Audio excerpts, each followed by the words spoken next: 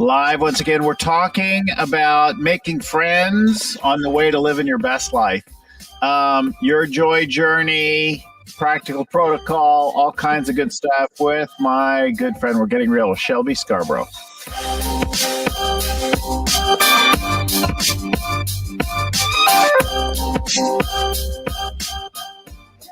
Hey everyone, I'm Bill Gallagher, scaling coach, host of the Scaling Up Business Podcast. You can find hundreds of episodes in this series and more wherever you get your favorite iTunes type downloads, your podcasts, video, audio, whatever. iTunes, Spotify, Stitcher, YouTube, wherever. Or at scalingcoach.com with all the show notes, the authors, the links, the special offers, all that. Copies of the tools that we talk about, all that and more at scalingcoach.com. These Getting Real episodes on our Scaling Up podcast explore how our leadership is developed by growing the business over time, how we evolve. We talk about the lucky breaks people have had along the way, how they've navigated breakdowns, the things that have frightened and embarrassed them, their regrets, the things they brag about, the things they're grateful for, and how they're growing and developing as leaders. These Getting Real episodes are sponsored by the that's easy for me to say, right? The Bay Area Entrepreneur Organization chapters, commonly known as EO. Our member-led organization is the very best place for entrepreneurs to grow and connect with peers, to learn and support each other as they build their businesses over time. I'm proud to have been a member, joining over 20 years ago, what was then known as YEO, and I've held a variety of roles through several different companies in my time with the organization. The EO members in the Bay Area chapters are supported and connected to over 14,000 members across more than 61 chapters worldwide, giving them access to a world of entrepreneurship and friends and people to connect to. If you'd like more information about EO or to apply for membership, just go to eonetwork.org. All right, listen in now as we talk with Shelby Scarbrough about her experience and journey in the process of growing. Welcome to the show, Shelby. Hi, Bill. How are you? Nice. Are you in the Bay Area today? I am. Nice. In the not so sunny Bay Area. So, listeners, viewers, you should know Shelby began her career in the White House with President Reagan as part of the advance team. She helped organize major meetings between people like the Reagan-Gorbachev summit. And then she went on to found a company, Practical Protocol, creating special events with, super high-level VIPs, people like Nelson Mandela, sure, or my good friend, John Paul. Like Melissa, right? Just, guys in a diner kind of people. Anyway, I'm being funny. And then she went on in her tenure in the EO organization, eventually serving as a global chairman of our organization. She lives in the Bay Area. She's today a speaker, entrepreneur, and a writer, and a friend. And I'm so glad to have you join the show. Welcome. Thank you so much. Great to be here. So you grew up in an entrepreneurial family, right? I did. We made a lot of hamburgers together. So talk about that and tell us, did you actually know that would be your future? Did you take it for granted, or did you think, I'm going to do something else? No, definitely working in our family business, which was Burger King restaurants from an early age, 15 years old. So I worked in every single position, and in the summers in college went through management training and that kind of thing. I knew kind of once I got out there in the working world that I probably was destined to be an entrepreneur. And I don't know if they're born or made, but somewhere in the middle, I got a little bit of both probably. And once I got done with my government experience, it was sort of the only path I really wanted to take. Mm-hmm. Interesting. So it was fated. It was a birthright, if you will. Yeah, a little bit of both. Oh, well, that's super cool. So talk a little bit about, why don't we start actually kind of with maybe a lucky break, right? Serving the White House certainly is a lucky break. Experience, access, confidence. Talk about what that was like, what you have carried forward from that. Sure. I think it was one of the best experiences probably anybody could have as far as the professional level of expectation that was sort of expected, that perfection was the goal, and although nothing was ever perfect, it was more about anticipating issues and planning ahead and thinking through everything is in the job that I did, and knowing that things would change. So that was actually a really good life lesson from the very beginning, that nothing is perfect, but you can strive for excellence, and get out there and do the best you can, and then be prepared and plan, but be prepared for change and not let that throw you. You have to be ready to pivot, literally. So you're saying that you knew that this thing wouldn't last, this being associated with power, this you didn't have an illusion that that was because of you or something? Oh no, yeah. From that perspective, politics is very cyclical. It's a 2 and a 4 year experience. It's something in those cycles. So those things come and go. So you need to definitely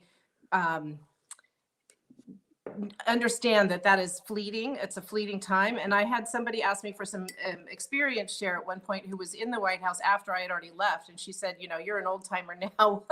What do you have to offer me?" And I told her a couple things that kind of came to me quickly. One was, don't to treat everybody with kindness that you worked with, and respect. For a couple of reasons. One, because it's the right thing to do, and two, because you never know where those people are going to go. And our the mailman, the we call them the red dot guy, who would come around and pick up the envelopes that needed to go right away to the West Wing or something like that. They end up congressmen and senators and things like that. So you don't underestimate where anybody is, especially in politics, but anywhere. And because it is the human thing to do, to be kind to people, but there's also kind of a strategic element to it too. Don't be stupid and burn your bridges early. And so, because especially you think about the tech world as well, and all these kinds of different industries, people rise quickly, and you don't always know who's going to, end up in what seats. So the other is that power is fleeting, and if we get too full of ourselves, we're going to suffer the consequences later in life. And fortunately, I saw that from afar. I didn't experience it personally, but I saw people burning bridges by being really, you get kind of heady, because you call, say you're from the White House, anybody will take your call. The day you're done, unless you've built a rapport and a good relationship with people, especially if you haven't, you won't get your call responded to. Especially if you've been a bully. Yeah. So I'm listening to this thing, and this is really your show about you, but I am like instantly reminded what a jerk I've been, how arrogant I've been. I think about two major moments in my early career, where one minor, but I thought it was all me. I became so arrogant with an early job, and people just, thought I was cool and wanted to be around me and all that kind of thing. And then when I didn't have that anymore, I'm like, oh, I'm not. You mean I'm not attractive? I'm not that awesome? I'm just human. Right. I'm just human. It was so humbling. And then later I started a group in another company, as a new group, new division. And I grew it up over 500 million. And then when I called, I represented not only that 500 million, but I represented also that major company that was even much larger still. And I was an executive in that company, and I had a title and a budget and all that kind of thing. And I just thought, they're taking the call because I know how to call people, because I know how to make shit happen, because I'm that guy, right? And then along the way, there was one person. Well, there were probably a couple, more than one, but one person who really stands out, who I remember, who I just thought was really dumb and annoying, and she bugged the hell out of me. And so I wasn't mean about it, but I wasn't compassionate or careful either. I'd just be like, yeah, that's a stupid idea, and here's why. Right. And I was 26. And that's a lot of responsibility stuff at 26. And I would just chop her down. Anyway, things move, things change, as you say. And she became my boss one day. And I just was like, Oh, yeah. Oops. And here's how arrogant and clueless I am. I didn't even think then about what a jerk I'd been. I just thought, wow, it's going to be like to work for somebody who's so stupid. That's what probably she was. I did not work for her much longer. Yeah, I was going to say. I lost my job as quickly as she found a compelling reason, which, in any other situation, it wouldn't have been very compelling, but Right. it was very easy to pull the trigger and fire my butt.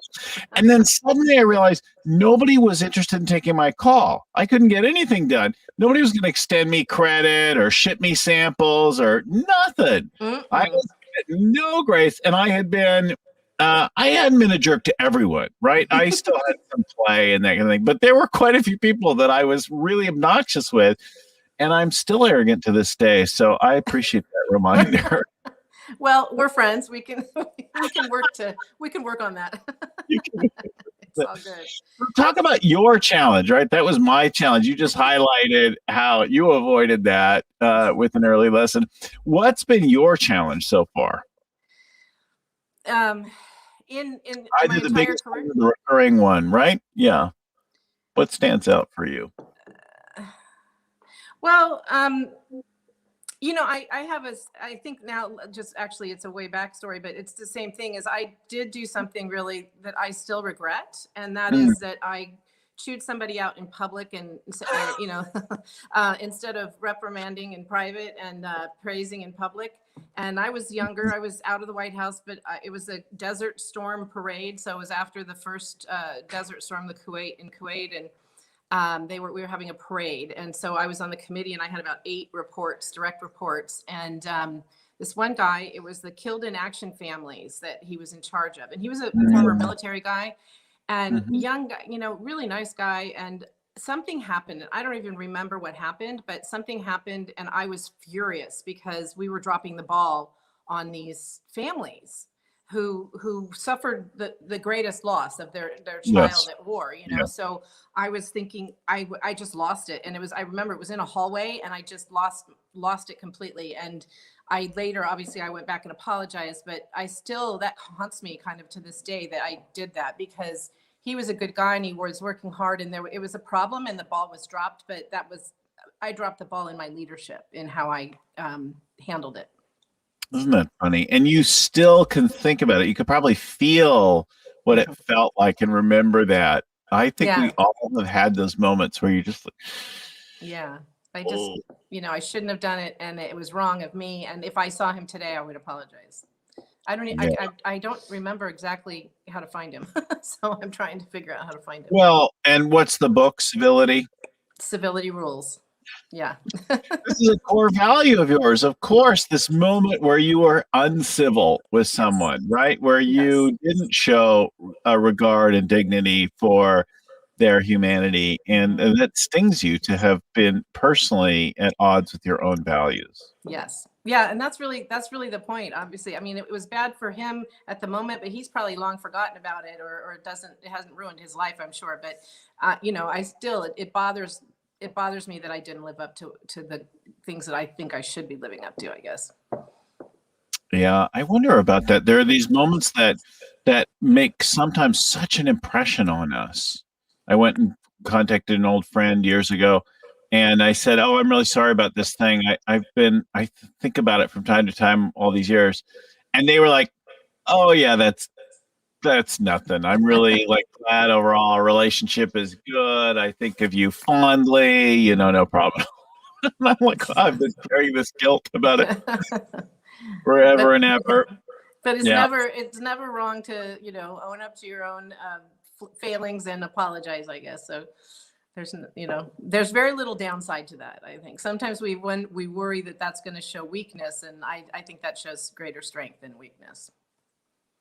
I wonder sometimes. So I had a boss once, also at Sprint, at this big company, and one of many not the boss who fired me, but another time. And he laid into me publicly in front of people while doing our like annual strategy review. Each sort of unit head was presenting their stuff, and he just like he ripped me with profanity and humiliation and all that kind of thing. And, you know, I'm a young guy in my mid-20s, and here's this old exec just laying into me, and it stung so bad, and I just wanted to cry. And now it did make me stronger, and is a very formative memory. Like, so I try not to do that to people, right? Yeah, exactly. I wonder how he would think of that. Like, oh, I made that guy stronger. Or something, you know? Maybe so, yeah. Maybe, or maybe he's embarrassed about that and carrying guilt about it. Yeah. If people do it a lot, they probably don't remember. Yeah, if it's a regular thing. Yeah. He had an edge. There has to be a little bit of self-awareness along the way. So what about this other thing? In getting ready, you also talked about doing things yourself versus using a team, that tug of war. How does that live for you? Talk about that. Well, I'm really not great at delegating. I've done a lot of things on my own over the years, and so I've become really self-sufficient.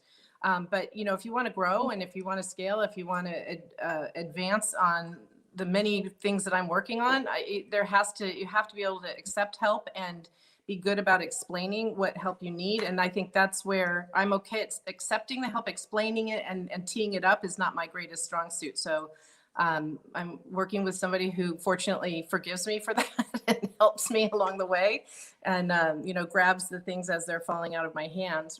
So, but I think that would be, you know, that's one of my weaknesses is also my strength, you know, is I'm self-sufficient, but at the same time, I need, if I really want to accomplish the things I want to accomplish, I need to accept help and help make them successful in that process. Mm-hmm. Interesting. And so what's your coping mechanism today? If that's a kind of a core weakness, how have you learned to manage that instinct? Or do you use a reminder or a structure? Or? Yeah, a couple things, you know, to-do lists, obviously, but I kind of try to look at things, try to look at the list and say, how can I separate this out? What can be done by Ava versus me versus, you know, that kind of thing. How can we get these things done? And then a little bit of trying to plan ahead, which I'm still struggling with, but the, you know, looking at it ahead of time and planning out the week, and just trying to take organizational measures into my hands, or actually push them out of my hands. So things like sharing calendars, I mean, simple tactical stuff, but strategically, it's really about taking time to work on that and accepting that I'm not good at it and focusing a bit on it.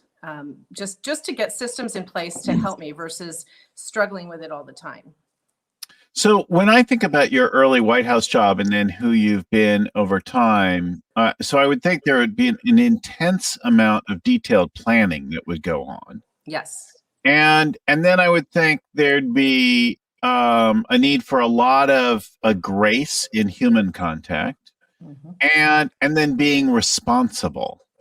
It sounds like you're saying that you were really good at the latter two, like grace at the human connection and being responsible, accountable, but not so much at the planning, like the mapping out everything. Is that right? In fact, my job there was to map out everything and to know every detail. And I did have to communicate every detail to people who did their jobs, but doing my job, I had to, my job was sort of like the hub of a wheel. It was the central piece of communication to get all the details in, and then push the details out to the other spokes that needed to know this. So a good example, just simple examples, is if Air Force One, if we were going to leave 10 minutes later, and I had to tell the people at Air Force One, I had to tell the Secret Service, I had to tell the press, I had to tell the staff, who needs to know this information? That's the big question. And that's a great way to parse it in your own companies and things, is to say, who needs to know this information? It's not just me. So I did have some of that, but for some reason, after I graduated from the White House, I managed, again, because I had to do so many, I was my own tech person. I was my own, back in the day, right? We didn't have I was one of the first people, I hate to say this, I sound so old, one of the first people to get a cell phone in my community, and they came and hand delivered it to my house and set it up for me. That's kind of was the personal service involved. That's how Was few it the people. old brick Motorola? It was actually a That's tiny huge. little tiny flip the phone, flip. and people were like, "Whoa, that's so James Bond." You know, I mean, no, people had the bigger phones and everything, and the Motorola actually came later. The big, I had a tiny little Fujitsu or something like that. I have the same one. Did you? I still have it because it's so cool. I kept Yeah. it like object, right? Yeah. And You people can were like, give it to "Where's the that?" It Smithsonian. was very unknown, like the little Fujitsu thing with the lip that opened up, and then there was the keypad underneath. Yeah.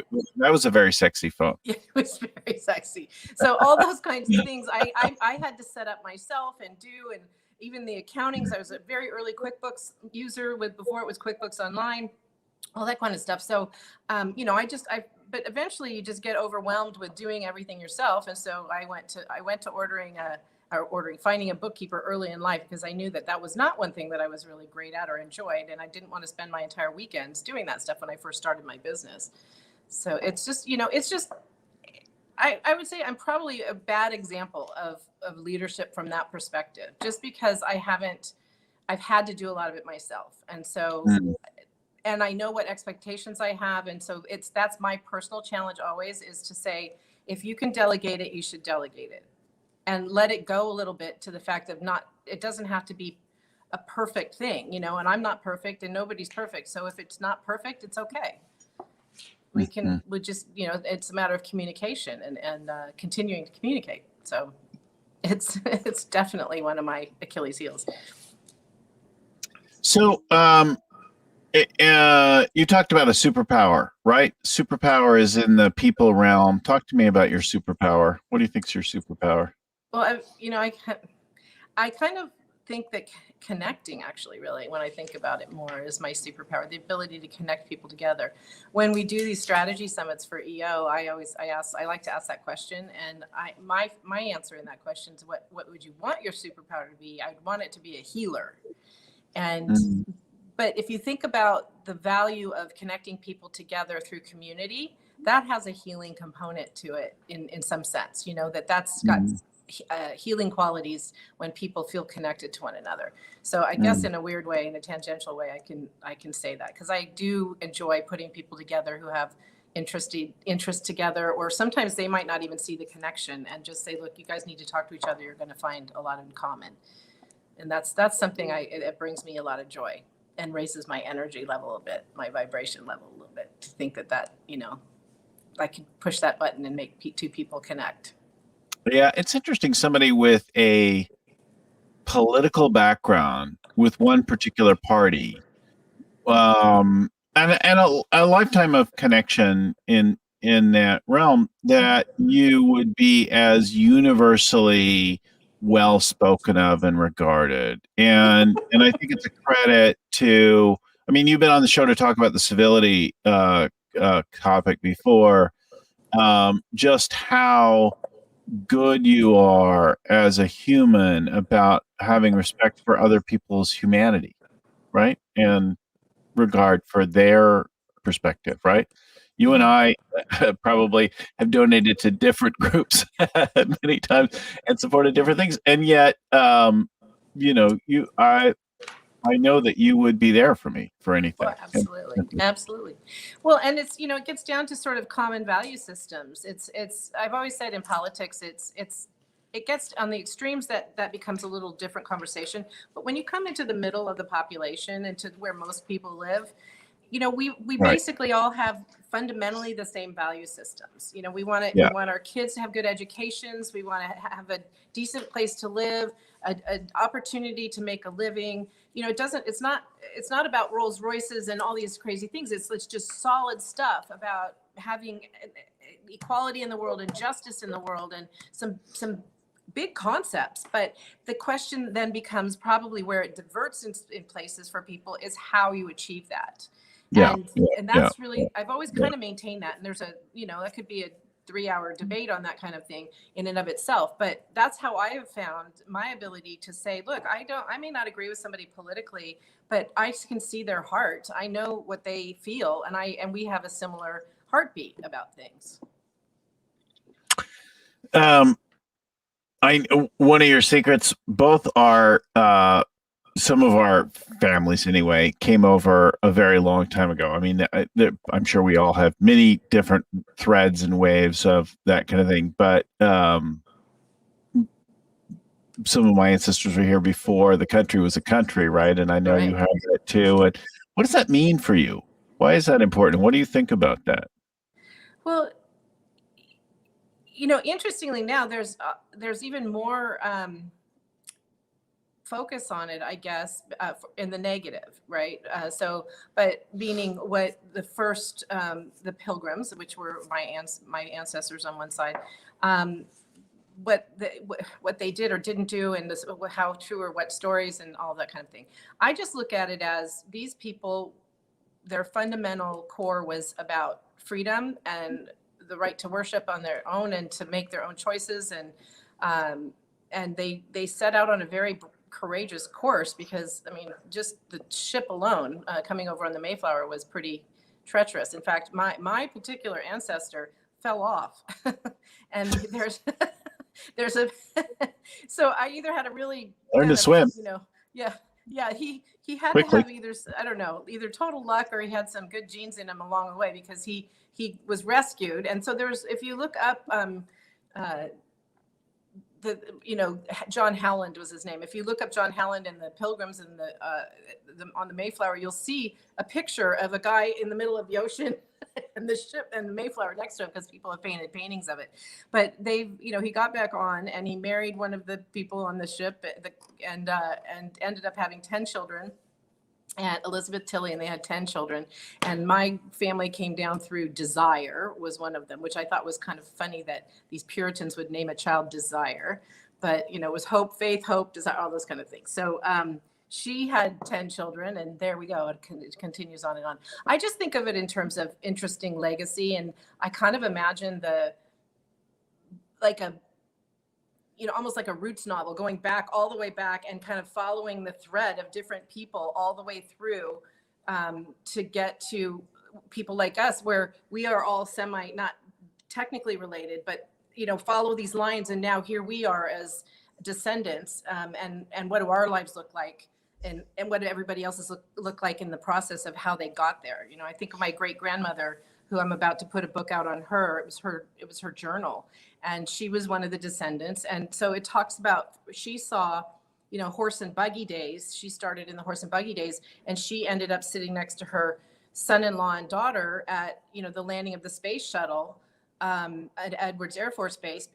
And so her son-in-law, my grandfather, was a pioneer aviator. So we saw all these, she saw that transportation alone, just that one subject, changed so much in her lifetime. And so her book kind of goes through all these things as sort of an observer of it all. And it's just kind of fun to see how life has changed, and for the better, and in some ways for the worse. We've lost a little bit of that small town community kind of stuff. I see a lot of people wanting to find that again, even if it's in a city.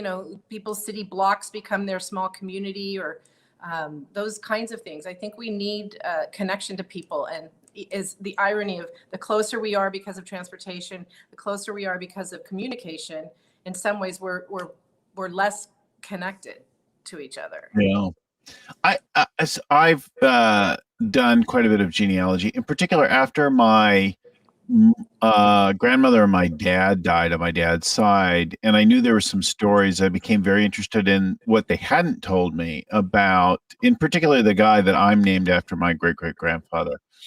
And I started to research that, and then I found, and I was able to trace that back 800 years. Wow. And if you get lucky and you have somebody who had some particular title or nobility or something like that, there will be a lot of records, right? If they did something, and then that whole bloodline gets a lot of things. And of course, today there are some of the things like that, but tracing them back, some of those stories that you discover, I think, are fascinating. They're not all noble and great. There are criminals and horrible things. I think when you just have to look back a little ways before you find some pretty terrible things there. Yes. I like to think that my family were, or at least some of them were, original illegal immigrants to this country. still fair and square from the original nation, right? Which is Yeah. a tragedy. I mean, we make light of it, or I'm making light of it right now. But I mean, there are these terrible things. But I think it's great to kind of know the whole picture of all of the complicated history. It's also fascinating, and I am reminded of that we're all born of survivors. Mhm. By and Yeah. large, the people that pass on their genes are the people that just didn't kick it really early, right? Yeah, Darwin. Who weren't slaughtered, who were doing the other side of it. And I think that's interesting. Like, I know that one of my ancestors crossed the country on a wooden leg while his family rode in a covered wagon. Covered wagon. Wow. And so that seems pretty extraordinary to cross the country, right, on a wooden leg. It can't have been comfortable, right? Yeah.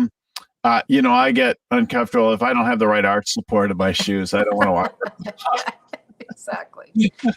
Across the country on a wooden leg. He also lost almost all of his children. Oh my gosh. They just died along the way, right? Oh, wow.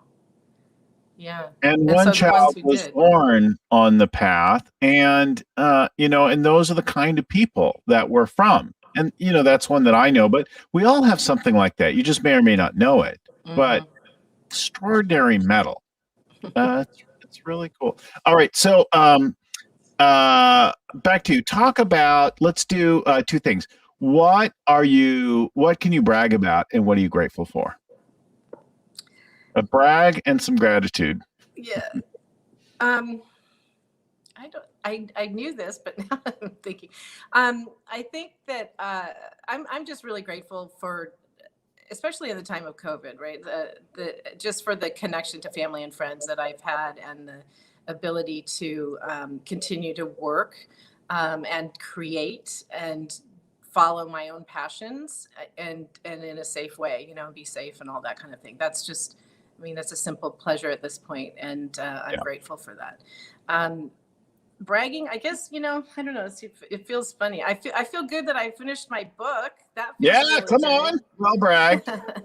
Finish the book is not a small thing. Yeah, and actually published it. We have several other books coming, so that's kind of neat. My grandfather's autobiography that we had written like a novel, so that'll be fun. Comes out in a couple Oh, months. fun. I'm just finishing it. It'll be like it's an adventure story. It should be a movie. So getting that's been a 30-year journey or 25-year journey to get that done, and I finally I'm pushing that over the finish line. So that's what I guess I'm my from a brag standpoint, I guess, and just it feels good to accomplish some of those things, but it doesn't come without help from a lot of people. That's for sure. So now look back to your younger self. If you could go back and talk to your fresh 21-year-old self or whatever age, what advice would you have for her? I probably would say, good job, even though you didn't know what you were doing. I sort of tripped into some things and the way I tripped into them was by being assertive and confident, but not aggressive. And so I think I look back and I like that was good. And then it would probably be have more self-confidence. Even though I just said all of that, it's still deep down is just believe in yourself more. And because other people do believe in you, and you need to believe in yourself more. So that would probably be one of the main things I would tell myself. Don't sweat the small stuff so much. Yeah, I get that. Yeah.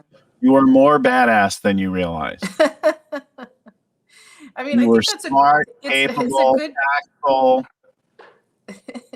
before you realized it. It's a nice quality to feel confident, comfortable in your own skin after a lot of years. And that feels good. And I guess I would tell the younger me is don't worry, you'll get there. So it'll happen. Just, do what you do.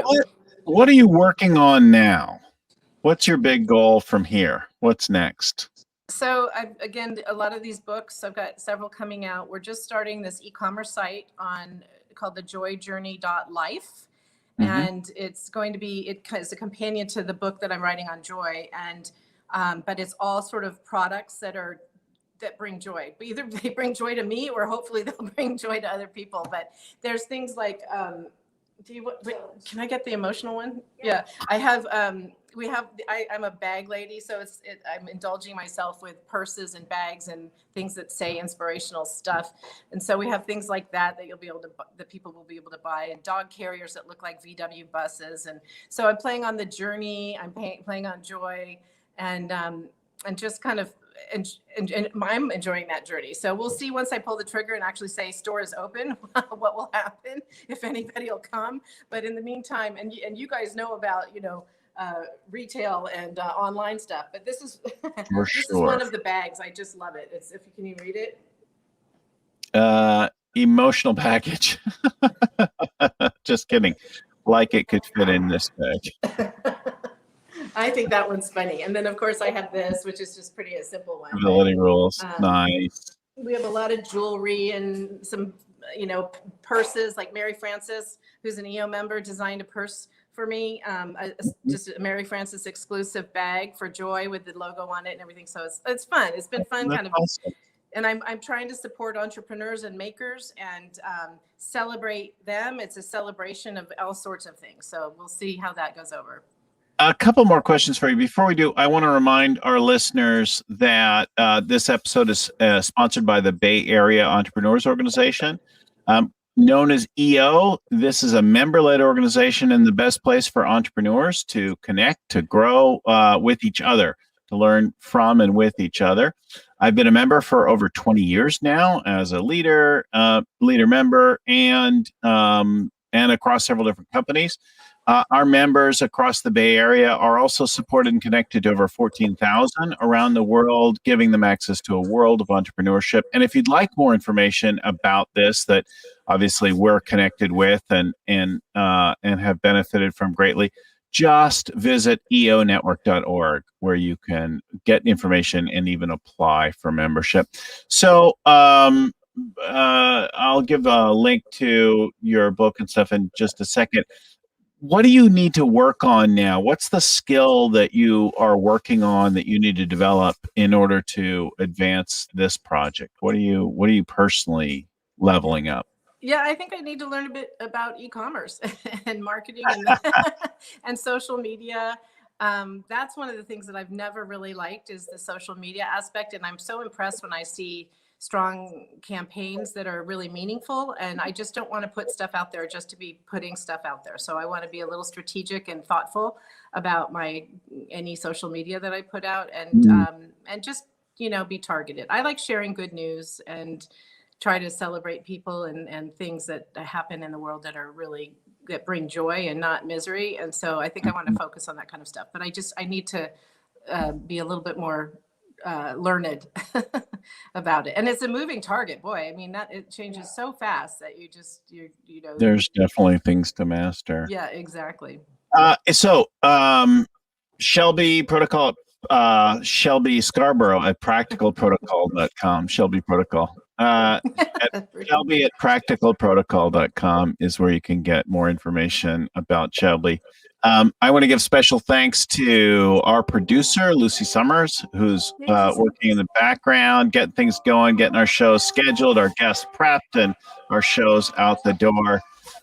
If you got some value out of it, share it with somebody else, like it, subscribe to it so you can get these shows every week in your inbox. If you go to scalingcoach.com, you can subscribe there and search the downloads and search through all the content and find the links and the references and the tools and the special offers that we talk about with our guests all the time, scalingcoach.com. You can also drop us a note, info@scalingcoach.com, if you'd like some more information or to share some feedback or ask a question. I want to give big thanks also to Vern Harnish, author and creator of Scaling Up and the Original Rockefeller Habits, founder of the old YEO Network, the Young Entrepreneurs Organization. Our audio is edited by Albert Burge at Podfly Productions. Our show notes are compiled by Ayn Kudina and proofread by Tim McGowan. Thanks again, everyone, for listening. Keep scaling up. Bye-bye. Bye, Shelby. Thank you. Thank you.